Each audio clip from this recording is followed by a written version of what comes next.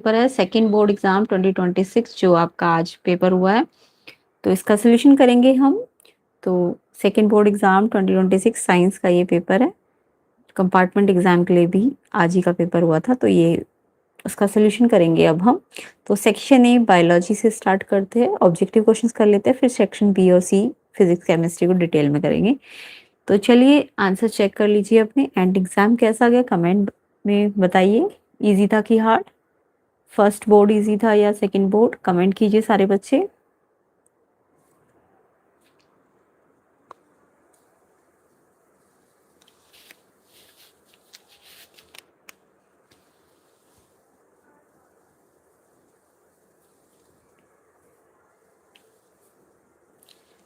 तो फर्स्ट है section A biology का फर्स्ट क्वेश्चन देखेंगे। The growth of tendril in pea plant is due to which of the following. Tendril में जो growth होती है वो किस रीजन से होती है? तो effect of chemotropism, effect of gravity, rapid growth of part of tendril away from the point of contact with the support, या rapid growth of the part of the tendril in contact with the support. तो इसका correct answer option C है। Option C क्या है? Rapid growth of part of tendril away from the point of contact with the support. तो ये answer option C जिस बच्चे ने किया है बिल्कुल करेक्ट है। तो फर्स्ट का आंसर ऑप्शन सी है। तो आई होप सारे बच्चों ने यही आंसर लिखा होगा। क्वेश्चन 1 का आंसर सी ऑप्शन है। ठीक है, नेक्स्ट क्वेश्चन पे आते हैं।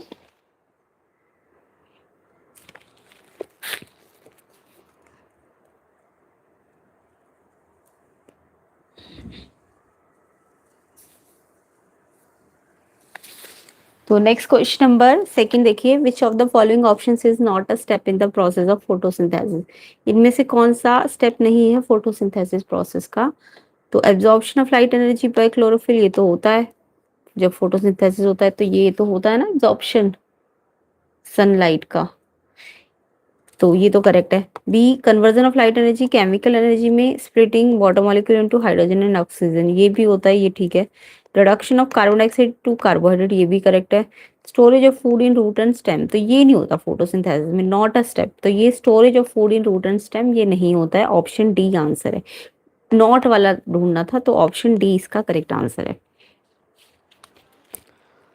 तो फर्स्ट का सी है एंड सेकंड का D, storage of food in root and stem, ये फोटोसिंथेसिस का स्टेप नहीं होता है। एंड थर्ड ए पिट्यूटरी इसका आंसर है।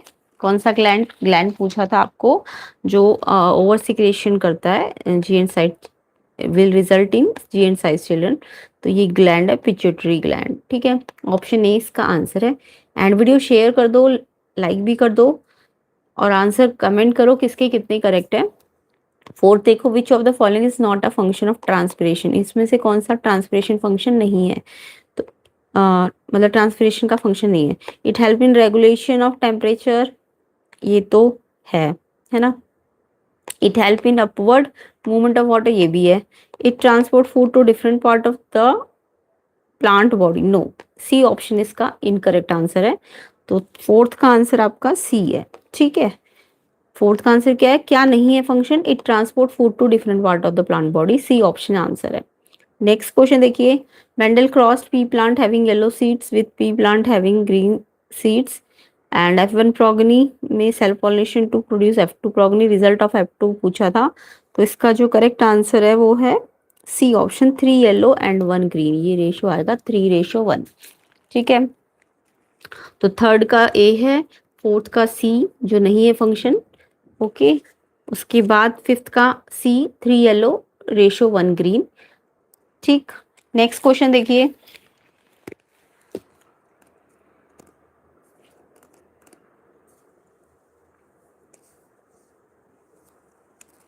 नेक्स्ट क्वेश्चन देखिए, सिक्स क्वेश्चन है, from the following identity the sexually transmitted disease caused by bacteria, warts, AIDS, gonorrhoea, syphilis. तो इसका करेक्ट आंसर है आपका सेकंड एंड फोर्थ। ठीक है, सेकंड एंड फोर्थ जो है डिजीज कॉज बाय बैक्टीरिया होती है, गोनोरिया एंड सेफेलिस। तो इसका आंसर डी ऑप्शन है, second and fourth. Next question देखिए,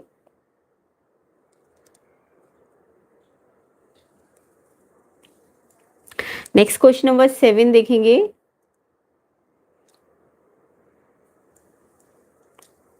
For the process of digestion, it is necessary to move the food in regulated manner along the digestive tube so that it can be processed properly in each part. The lining of tube contract rhythmically, which is known as regulation, contraction, absorption की peristalsis. तो इसका जो correct answer है वो है D option पेरिस्टेलिसिस. Okay, तो D option किस किसने लिखा है बिल्कुल करेक्ट है. कमेंट करके बताइएगा किसने क्या ये आंसर लिखा है. नेक्स्ट क्वेश्चन एजर्शन रीजन है.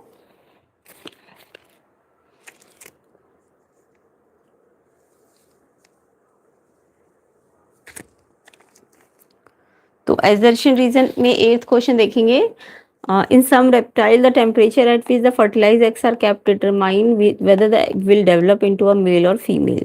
तो यस, एजर्शन आपका करेक्ट है. In human being the sex is determined genetically, ये भी करेक्ट है, बट इसका जो रीजन एक्सप्लेनेशन है वो करेक्ट नहीं है. तो एजर्शन रीजन करेक्ट है बट एक्सप्लेनेशन करेक्ट नहीं है. ऑप्शन बी आंसर है. तो इसका आंसर ऑप्शन बी है. Assertion the lungs always contain a residual volume of air, correct है ये. Reason the respiratory pigment hemoglobin which has high affinity with O2, ये भी correct है, but actual में इनका आपस में कुछ explanation नहीं है, तो ये भी option B है. तो दोनों assertion reason के correct तो है, ये भी B option है और ये भी, क्योंकि explanation correct नहीं है, तो 8th 9th का आंसर option B है. तो किस किस के assertion reason भी करेक्ट है, सारे बच्चे कमेंट करके बताओ कि किस किस के करेक्ट कितने हैं बायो में. इसके बाद हम केमिस्ट्री फिजिक्स के क्वेश्चन करेंगे. एंड आई होप एग्जाम अच्छा गया होगा. कमेंट करके बताइए इजी था हार्ड था, फर्स्ट बोर्ड इजी था कि सेकंड बोर्ड इजी लगा आपको.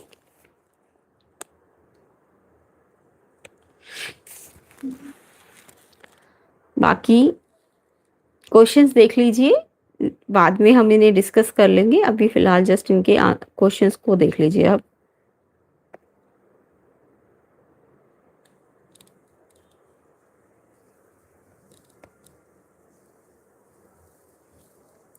चलिए अब केमिस्ट्री के क्वेश्चंस को करेंगे.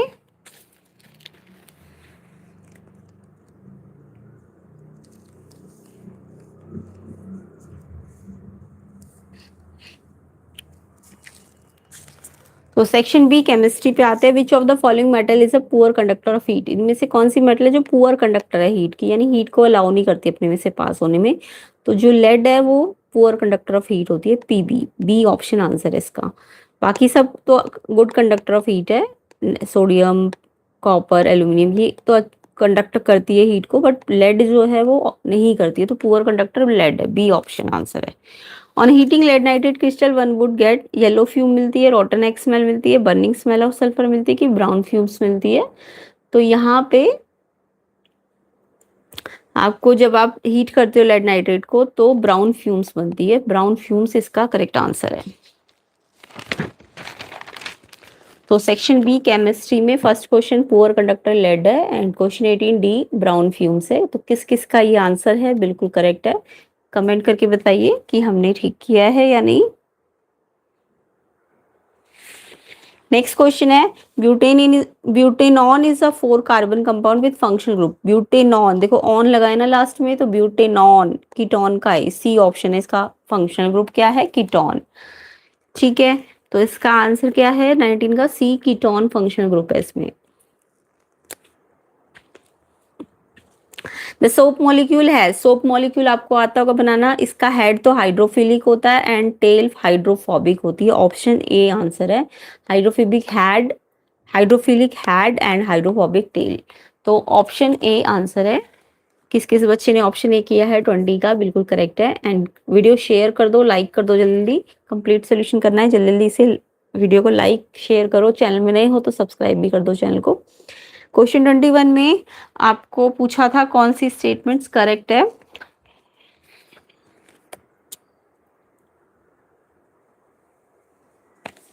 तो which of the following are, अच्छा एक्सोथर्मिक प्रोसेस पूछे गए थे आपसे. तो एक्सोथर्मिक मतलब जिसमें हीट रिलीज होती है, ऐसे प्रोसेस जिसमें हीट रिलीज होती है. तो decomposition of vegetable matter into compost, जब वेजिटेबल मैटर कंपोस्ट में बदलता है तो हीट रिलीज होती है. वैसे कहने को डिकम्पोजिशन है, वैसे आप कहोगे एंडो होता है. नहीं, जब वेजिटेबल कंपोस्ट में बदलती है तो हीट रिलीज होती है. इस टाइप का डिकम्पोजिशन जो होता है वो एक्सो होता है, जब ही वेजिटेबल से कंपोस्ट बन रही होती है. तो ये एक्सोथर्मिक है। डाइल्यूशन ऑफ एसिड, एसिड में हम आप वाटर डालते हो तो एक्सोथर्मिक होता है ना, पढ़ा है ना, वाटर को जब एसिड में डाला जाता है तो यस, डाइल्यूशन ऑफ एसिड भी एक्सोथर्मिक है। तो यानी 1 और 2 जो है एक्सोथर्मिक है, बाकी ये दोनों एंडोथर्मिक है। तो 1 और 2 आंसर है, यानी ऑप्शन ए। ऑप्शन ए इसका करेक्ट आंसर है। तो 1 एंड 2 कैसे रिएक्शन है, एक्सोथर्मिक। एक्सोथर्मिक मतलब जिसमें हीट क्या होती है, रिलीज होती है, ऐसे रिएक्शन जिसमें हीट रिलीज होती है। ठीक है, तो इन्हें एक्सोथर्मिक रिएक्शंस कहते हैं। किस किस ने ऑप्शन ए पे टिक किया है, बिल्कुल करेक्ट है।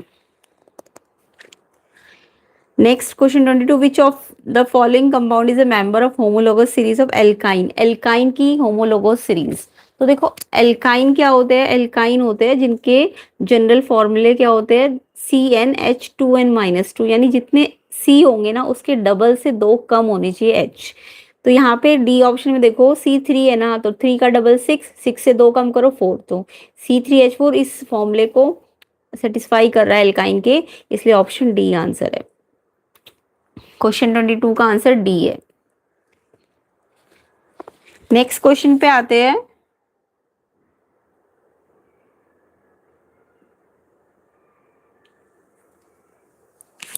नेक्स्ट क्वेश्चन नंबर 23 देखेंगे। Turmeric is an example of, turmeric किसका एग्जाम्पल है, तो नेचुरल इंडिकेटर है, सिंथेटिक इंडिकेटर है, ऑल्फैक्टरी है कि यूनिवर्सल है। तो देखो टर्मरिक जो होता है नेचुरल इंडिकेटर होता है, यानी नेचुरली मिलता है।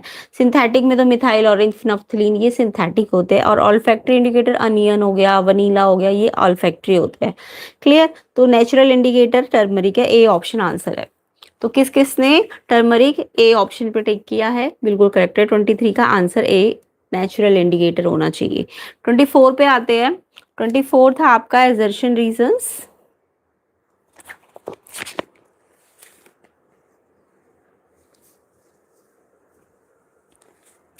तो यहाँ पे एजर्शन था burning of natural gas, endothermic होता है। देखो बर्निंग करते हैं, जब भी कोई चीज बर्न होती है तो हीट रिलीज हो रही है ना, तो रिलीज हो रही है तो एंडो थोड़ी ना होगा, फिर तो एक्सो होगा।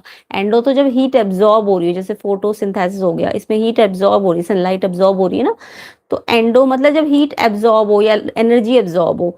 बट बर्निंग में तो एब्जॉर्ब थोड़ी ना होती है, उसमें तो रिलीज होती है, तो एंडो नहीं होना चाहिए, एक्सो होना चाहिए, गलत है ये। Methane gas react with oxygen to produce CO2 and H2, yes, methane को जब बर्न करते हैं ऑक्सीजन से तो ये कार्बन डाइऑक्साइड और वाटर रिलीज होता है, यस बिल्कुल करेक्ट है। तो एजर्शन तो गलत है बिल्कुल, बट रीजन सही है, ऑप्शन डी आंसर है। एजर्शन गलत, रीजन सही, डी ऑप्शन आंसर है। किस किसने डी ऑप्शन पे टिक किया है, कमेंट कीजिए जल्दी से कि किसके केमिस्ट्री के भी ऑब्जेक्टिव क्वेश्चंस करेक्ट है सारे। तो आई होप सबके करेक्ट होंगे, बट कमेंट करके जल्दी जल्दी बता दो मुझे ऑब्जेक्टिव क्वेश्चंस अभी तक किस किस के कितने करेक्ट है। चलिए आगे के क्वेश्चंस देख लेते हैं। एंड ये भी कमेंट करना कि इजी था पेपर, हार्ड था, फर्स्ट बोर्ड से या सेकंड बोर्ड इजी था।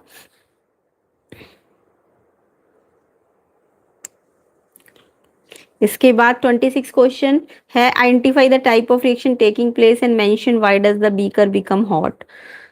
तो इसकी केमिकल रिएक्शन देखो, क्विक लाइम में वाटर डाला है तो क्या कौन सी केमिकल रिएक्शन होगी, ये तो सबको आती होगी।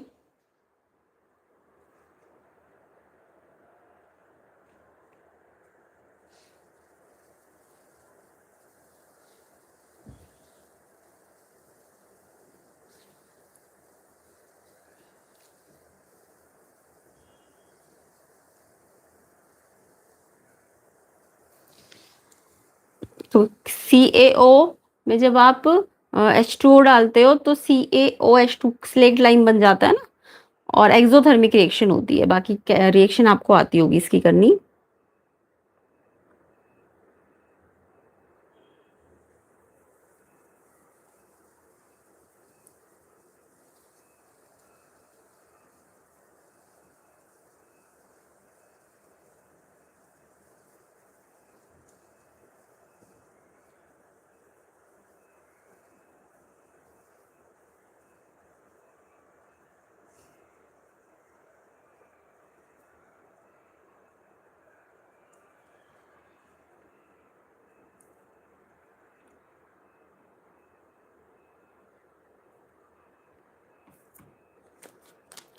ठीक, 7,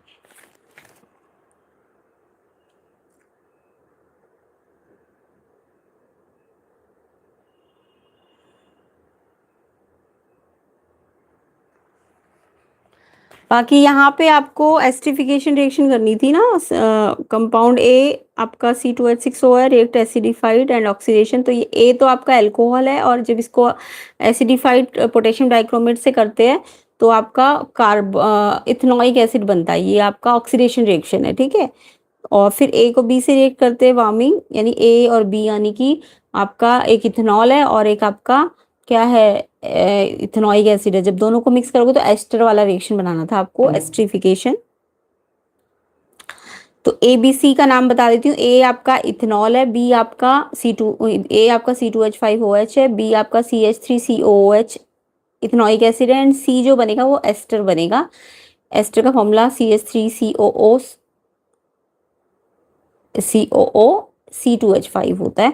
तो सी आपका एस्टर बनेगा, जिसमें स्वीट स्मेल आती है तो एस्टर होता है। तो ये दो रिएक्शन बनाने थे आपको, एक तो ऑक्सीडेशन वाली और एक आपको बनानी थी एस्ट्रिफिकेशन वाली। बाकी गिव रीजंस तो कर ही लिए होंगे आपने।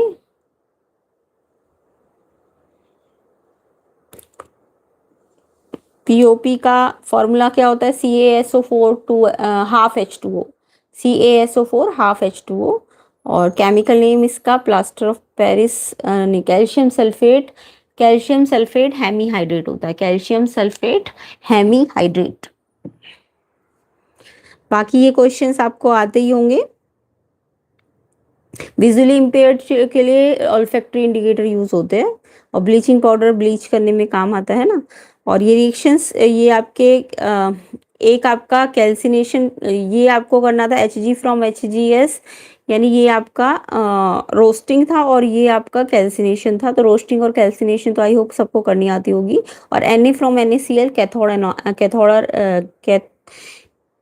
कैथोड और एनोड रिएक्शन दिखाने थे आपको।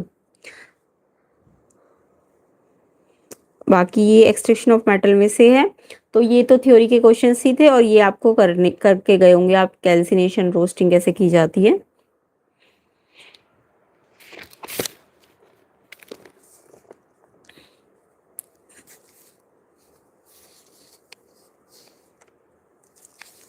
अब इसका सेक्शन सी फिजिक्स देख लीजिए।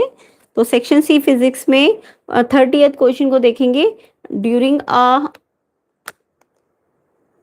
lab experiment, Bhavna uses a solenoid connected to a battery. She notes down the following fact: the pattern of magnetic field line inside the solenoid is similar to a bar magnet. North pole, south pole current carrying identified the applying the right hand thumb rule. Solenoid can be used to magnetize a piece of soft iron, making an electromagnet.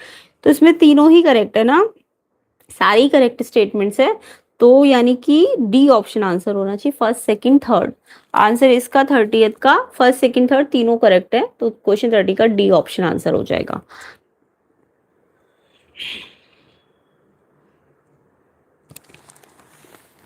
Next question है, तीन statement है और पूछा है कौन C correct statements है। तो इसमें concave mirror can be use as shaving mirror because it can form an enlarge virtual image. Shaving mirror तो आपका हाँ ठीक है, क्योंकि इनलार्ज इमेजेस बनाता है ना कॉनकेव मिरर, बिल्कुल करेक्ट है। जब भी पोलर फोकस के बीच में आप रखते हो, स्पेशल केस जो होता है उसमें वो इनलार्ज इमेज बनाता है, अदरवाइज वो रियल इमेजेस बनाता है। बट इस स्पेशल केस पोलर फोकस में जब आप रख देते हो तो फिर वो इनलार्ज और वर्चुअल इमेज बनाता है, इसलिए इसको शेविंग मिरर में यूज करते हैं। सही है ये statement. Convex lens always form real inverted images. Convex lens know always, अच्छा ऑलवेज रियल कर ले, the position of the object. Convex lens तो हाँ लेंस है ना, हाँ यस। कॉन्वेक्स मिरर होता तो वर्चुअल बनती, कॉन्वेक्स लेंस है।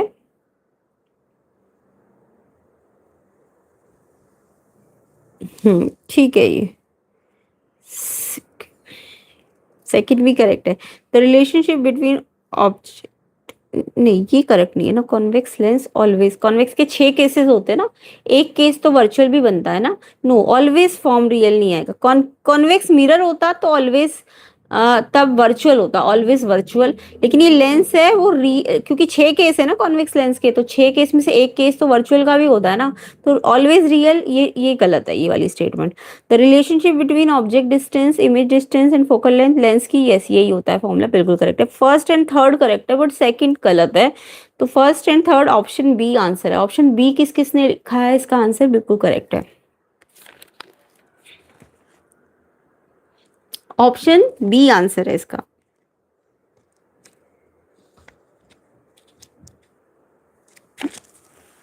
इसके बाद इसके एजर्शन रीजन देख लीजिए। एजर्शन है for a medium of given refractive index the value of the angle of refraction corresponding to an angle of incidence is not a constant. Yes, angle of refraction with corresponding incidence constant नहीं आएगा, जितनी बार incidence change होगा उतनी बार refraction भी change होगा, तो no, ये मतलब सही है ये स्टेटमेंट ए, एजर्शन सही है। Reason with change in angle of incidence value of angle of refraction changes, yes यही बताया था अभी। Hence the ratio of sine of angle, हाँ, साइन एंगल और साइन रिफ्रैक्शन का एंगल कांस्टेंट होगा, बट ये जो वैल्यू है रिफ्रैक्शन की चेंज होगी क्योंकि इंसिडेंस चेंज हो रहा है। तो एजर्शन रीजन करेक्ट भी और एक्सप्लेनेशन भी दे रहा है, एक्सप्लेनेशन भी दे रहा है, तो इट मीन्स इसका आंसर क्या है, ऑप्शन ए, ऑप्शन ए इसका आंसर है। ठीक है, तो ऑप्शन ए इसका करेक्ट आंसर है क्वेश्चन नंबर 32 का। किस किस बच्चे ने ये ऑप्शन टिक किया है, बिल्कुल करेक्ट है आंसर। इसके बाद देखो ये न्यूमेरिकल देख लो, फिजिक्स का ज्यादातर बच्चे न्यूमेरिकल्स को गलत करके आते हैं, तो आंसर भी मैं बताऊंगी, इसको करवा भी देती हूँ। क्वेश्चन नंबर 33,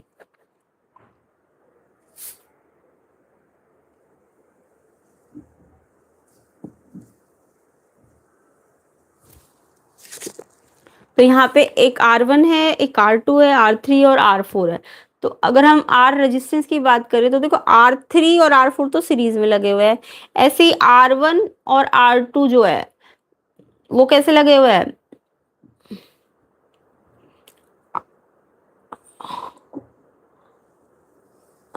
पहले ये दोनों है और फिर ये इसके साथ पैरेलल लगा हुआ है ना, क्योंकि इनका टर्मिनल ये सेम है ना, ये दोनों तो सीरीज में है बट इसके साथ पैरेलल में, और फिर इसके साथ पैरेलल में जो आएगा उसके बाद ये सीरीज में आ जाएगा, है ना।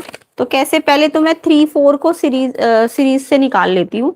तो R3 4 जो है हमारा सीरीज में, R3 R4 कैसा है, सीरीज में है, तो इसमें इट मीन्स आप जो रेजिस्टेंस R3 4 निकालोगे सीरीज में कैसे निकालोगे, इन दोनों को प्लस करके। तो R3 + R4 हो जाएगा आपका 6 + 4 10 आ जाएगा, 10 ओम, ठीक है। उसके बाद जो ये R2 और R3 4 है, ये कैसे है, इन पैरेलल है, पैरेलल में लगे हुए हैं। तो अब पैरेलल में 1/R, अगर मैं 2 3 4 एक साथ ले लेती हूँ, ठीक है, तो 1/R2 अलग हो जाएगा और 1/R3 4 अलग हो जाएगा, पैरेलल में ना ये दोनों। तो R/2 कितना है, 1/10 है ना इसकी वैल्यू, और R3 4 की भी 10 आ गई, तो 1/10 1/10 2/10, तो 1/R2 3 4, 2/10 का मतलब 1/5, तो R2 3 4 जो हो जाएगा 5 ओम आ जाएगा, ठीक है। अब ये जो R2 3 4 है 1 के साथ कैसे है, सीरीज में है,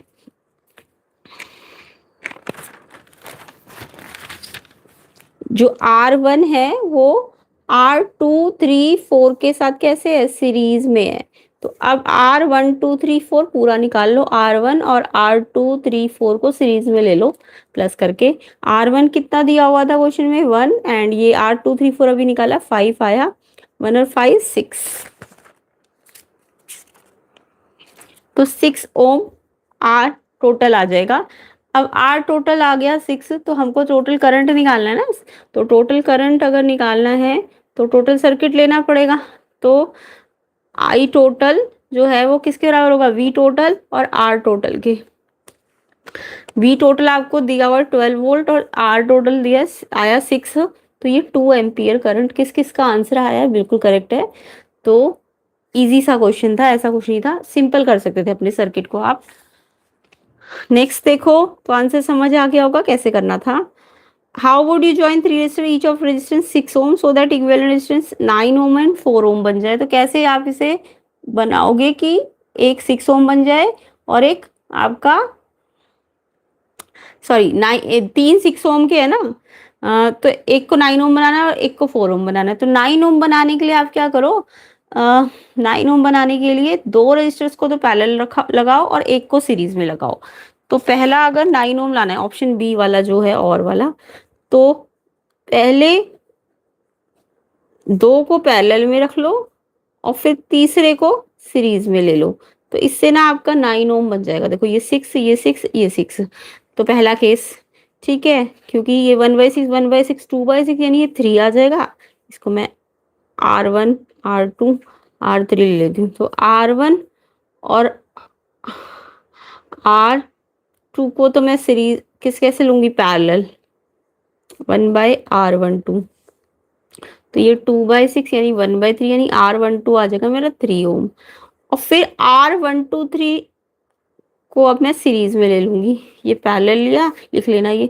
और R12 को R3 के साथ सीरीज में ले लोगे तो ये 3 और ये 6 यानी कितना आ जाएगा, 9 ओम। पहले केस में तो ये हो जाएगा।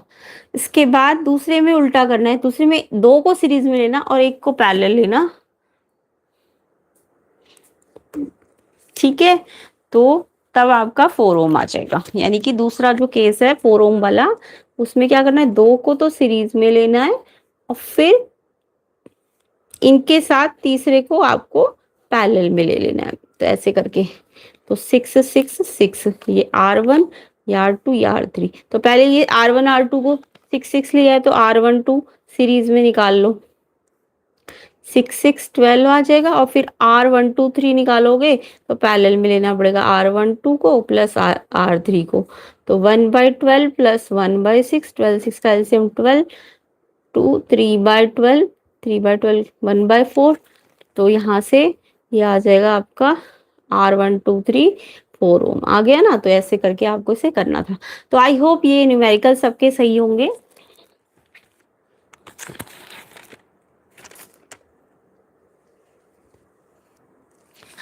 बाकी इसमें पैटर्न बनाना था of magnetic field line produce by straight current carrying conductor, straight current carrying conductor का आपको पैटर्न बनाना था। And name the factor on which the magnetic field due to it depend. तो स्टेट कंडक्टर में magnetic field depend करेगा amount of current पे, यानी जितना ज्यादा करंट मैग्नेटिक फील्ड उतना ज्यादा।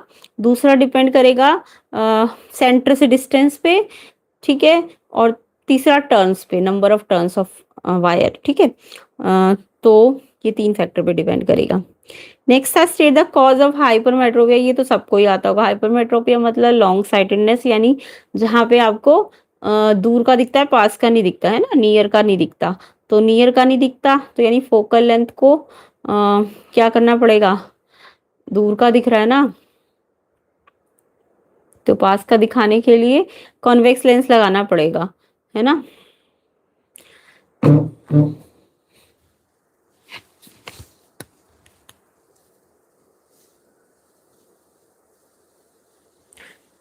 तो फोकल लेंथ इसमें आई लेंस की लॉन्ग हो जाती है एंड आई बॉल शॉर्ट हो जाता है, इसका कॉज है। ये रे डायग्राम आपको बनाना आता होगा। करेक्शन के लिए कॉन्वेक्स लेंस लगाना पड़ेगा।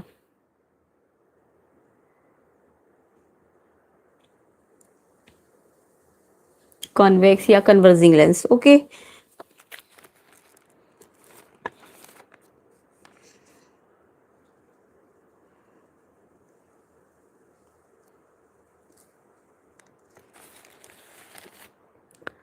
बाकी ये तो थ्योरी के क्वेश्चन थे। एटमॉस्फेरिक रिफ्रैक्शन ऑफ लाइट क्या होता है, ट्विंकलिंग ऑफ स्टार, फ्लिकरिंग, ये तो सब बच्चे याद करके ही जाते हैं।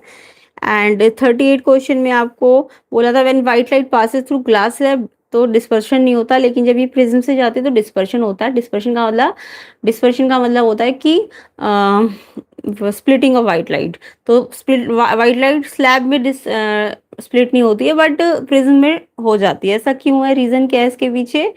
तो इसका आंसर है in a rectangular glass slab the opposite faces are parallel. Opposite faces parallel होते हैं and different colour white light disperse at the first surface then undergo equal and opposite refraction at the second surface. यानी दोनों में equal refraction हो रहा होता है क्योंकि पैरेलल सरफेसेस होते हैं, ठीक है। तो इस तरह से कलर रिकम्बाइन होते हैं और पैरेलल ही बाहर आ जाते हैं, तो नो नेट डिस्पर्जन, जीरो हो जाता है। बट उसमें ऐसा नहीं होता, उसमें सरफेसेस अलग अलग होते हैं प्रिज्म में, इसलिए डिस्पर्शन होगा। Why do we get spectrum when white light passes through tiny water droplet present in air? तो क्यों बनता है spectrum? Tiny water droplet act like small prism. When sunlight enter droplet, it undergoes refraction and dispersion, and internal reflection, and finally refraction again. And ठीक है, this process separate the white light into its constituent color, forming a spectrum rainbow. तो rainbow बन जाता है. तो इस तरीके से आपको इसे लिखना था.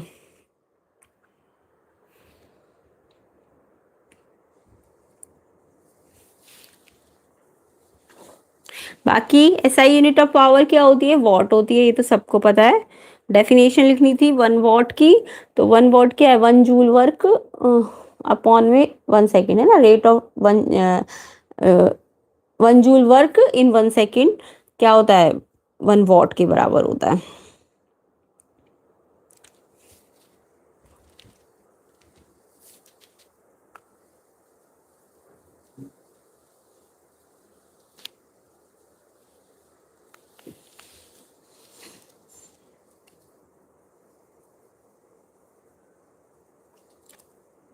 Parallel combination, series combination. पहले आप सीरीज में देखो तो 3 आ जाएगा ना, और फिर v² बाय r 12/3, यानी ये आ जाएगा 12/3. 4 आएगा इसका, सीरीज का तो 4 आएगा. पैरेलल का आ जाएगा 1/1 1/2. पैरेलल का निकाल लेते हैं. क्वेश्चन 39.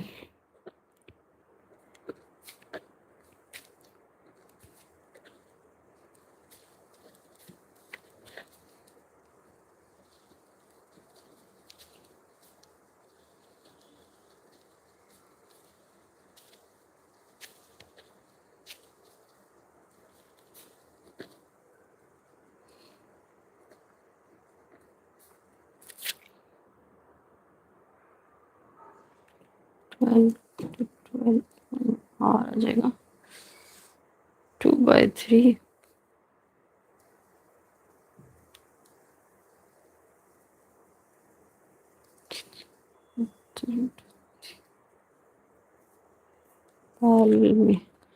पैरेलल में v सेम होता है ना.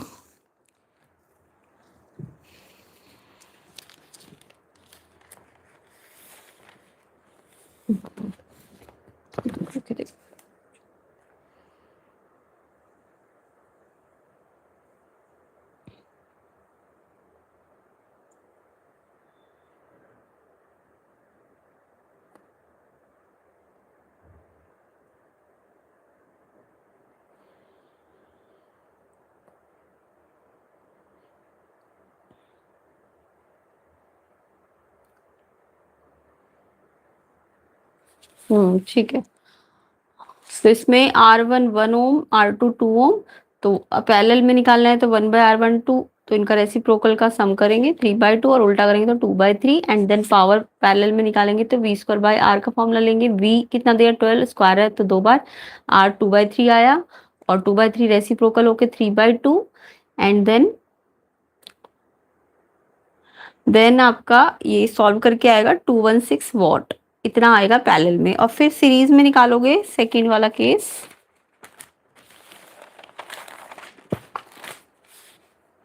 तो देखो सेकंड केस सीरीज वाला है, तो सीरीज में पहले आर सीरीज निकाल लो, R1 R2 को ऐड करके, यानी ये आएगा 1 + 2 3 ओम. ये तो मैंने बता ही दिया था, 4 ओम आएगा इसका आंसर. तो ये पी सीरीज वाला निकालोगे तो v²/r. पी कितना है? 12. 3 आया, 3 4 जा 12 4 जा 48 वॉट आ जाएगा. 48, अच्छा 2 बार था ना, तो 48 वॉट आएगा इसका आंसर. इसके बाद क्वेश्चन था calculate the minimum number of identic electric bulb of rating 4V 6 watt that can work safely with their optimum brightness when connected in series with their 240 main supply. Third वाला minimum number of bulb. तो पहले तो V total निकाल लो, number of bulb into V एक bulb का है ना. V टोटल 240 दिया हुआ है आपको, नंबर निकालने हैं, 4 से मल्टीप्लाई करना पड़ेगा. एक बल्ब का 4 है, तो यहाँ से नंबर आ जाएंगे 240/4, यानी 60 बल्ब्स. तो मिनिमम नंबर ऑफ बल्ब 60 हो जाएंगे.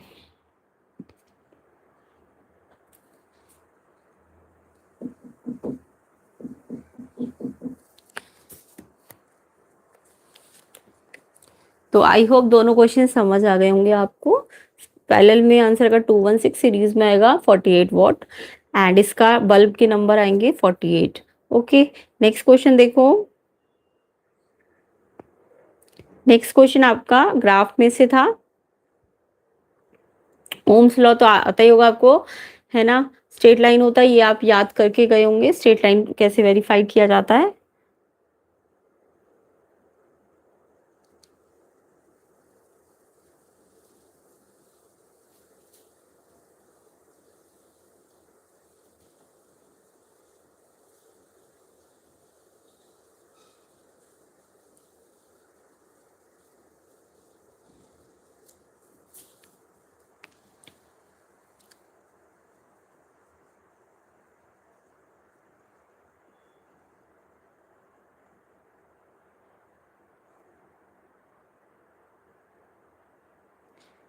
तो ओम्स लॉ क्या है? It states the current flowing through a conductor directly proportional to potential difference applied cross its end provided physical condition temperature remains constant. ठीक है, तो ये ओम्स लॉ होता है। Justification for V I graph के लिए आपको v equal to I R, तो इसमें y equal to M X का इक्वेशन फॉलो होना चाहिए। तो r जो है कांस्टेंट है, किसी भी ओमिक कंडक्टर के लिए पोटेंशियल डिफरेंस इंक्रीज होगा तो करंट भी इंक्रीज होगा। तो जो ग्राफ होता है स्ट्रेट लाइन होता है पासिंग थ्रू द ओरिजिन। तो ये इस तरीके से प्रूव करना आता है। एंड अब इसमें देखो, ये ए और बी का, क्योंकि वी वर्सेस आई ग्राफ है, तो ये ए और बी का रेजिस्टेंस है। ये जो स्लोप है ये वी, ए और बी का रेजिस्टेंस है। तो ये स्लोप निकलेगा delta change in V by change in I. ठीक है ना। तो ये V I graph two wires of identical dimension but made of different material है। तो out of A and B which one is better choice for making a heating element, किससे heating element ज्यादा बनेगा। तो देखो, ए का स्लोप कम है, B का स्लोप ज्यादा है। करंट के हिसाब से स्लोप देखो, एंगल करंट के साथ ए का कम है और बी का एंगल करंट के साथ एंगल बनाना है, बी का एंगल बड़ा है। तो बी का स्लोप ज्यादा है, यानी बी का रेजिस्टेंस ज्यादा है। और जिसका रेजिस्टेंस ज्यादा होता है उसमें क्या होता है, हीट ज्यादा होगी कि कम होगी। हायर रेजिस्टेंस तो हीट भी ज्यादा होगी, क्योंकि heat, joule's law of heating पढ़ा होगा आपने, H equal to I square R T. तो जितना ज्यादा रेजिस्टेंस होगा उतना ज्यादा हीट होगा। तो बी का रेजिस्टेंस ज्यादा ना, क्योंकि बी का एंगल आई के साथ बड़ा बन रहा है। देखो ये जो स्लोप है, ये v वर्सेस आई ग्राफ है, इसमें ये जो दो ग्राफ है a और v के, तो यहाँ पे a का वी आई का जो स्लोप होता है वो रेजिस्टेंस। अब ये a का स्लोप कैसे निकालोगे, एंगल a का एंगल ए आई करंट के साथ बनाओ, ये कम बन रहा है और ये वाला एंगल ज्यादा बन रहा है। तो रेजिस्टेंस b का a से ज्यादा है। और रेजिस्टेंस जो होता है ना, हीट के डायरेक्टली प्रोपोर्शनेट होता है, आपने जूल्स लॉ ऑफ हीटिंग में पढ़ा होगा। तो जितना ज्यादा रेजिस्टेंस उतना ज्यादा हीट होती है। ठीक है, तो higher resistance means higher higher heat, है ना। क्योंकि ये लिख सकते थे H equal to I square R T होता है ना। तो R जितना ज्यादा उतना ज्यादा हीट होगी, और जितना ज्यादा I तब भी हीट ज्यादा होगी। तो since the wires have same dimensions, the higher resistance of B implies a higher resistivity। तो डायमेंशन तो सेम है, तो रेजिस्टिविटी देखनी पड़ेगी, क्योंकि रेजिस्टिविटी डिपेंड नहीं करती है। तो अगर सेम डायमेंशन है तो हाई रेजिस्टेंस जो है किसका, बी का ज्यादा है ना, तो यानी इसकी रेजिस्टिविटी ज्यादा है। एंड रेजिस्टेंस हीटिंग एलिमेंट का क्या हो जाएगा, बी का ही ज्यादा हो जाएगा, क्योंकि इसका रेजिस्टेंस ज्यादा है तो उसका हीटिंग इफेक्ट भी ज्यादा होगा। ठीक है, तो बी का ज्यादा है। तो आई होप क्वेश्चंस भी समझ आ गए होंगे। एंड कमेंट करना किस किस का कितने क्वेश्चन सही है, एंड एग्जाम कैसा गया।